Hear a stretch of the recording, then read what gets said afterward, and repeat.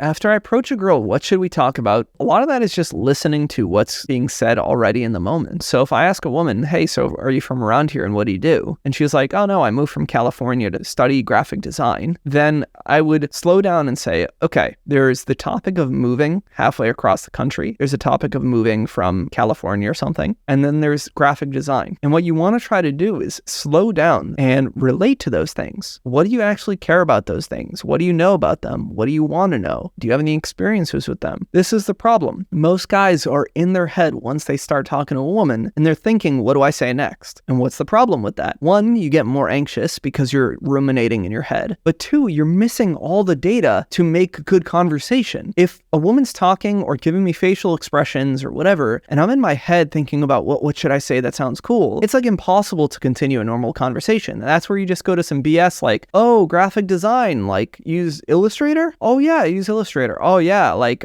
I've used it before as well. Oh cool. And it's just kind of generic. But if I slow down and I trust that if I really listen and really pay attention and I say graphic design, I would start thinking about AI art. So artificial intelligence art generators. They're happening everywhere right now. They're amazing. They're getting incredibly good. And I'm kind of scared of what's going to happen to the world in graphic design. And so I would talk to her about that because I know that's something sincere. So if she's like, yeah, I just moved here to study graphic design at Boston University. I'm like, hey, that's so cool. Have you heard of the AI art generators? And if she hasn't, then I'm like, well, listen, basically you can type in anything that your mind imagines and the artificial intelligence draws it from its head. It's not copying something, it's actually creating it. And it's incredible how far it's gone. It's kind of scary. Do you ever worry about that? So it's sincere. When it's something I actually think about or feel, then I don't have to think of what to say next, right? If I actually want to talk about AI art generation, I don't have to say like, what could I say about that? I know what I want to say. I think it's cool. I think it's scary. I think it's fantastic. It's crazy that they have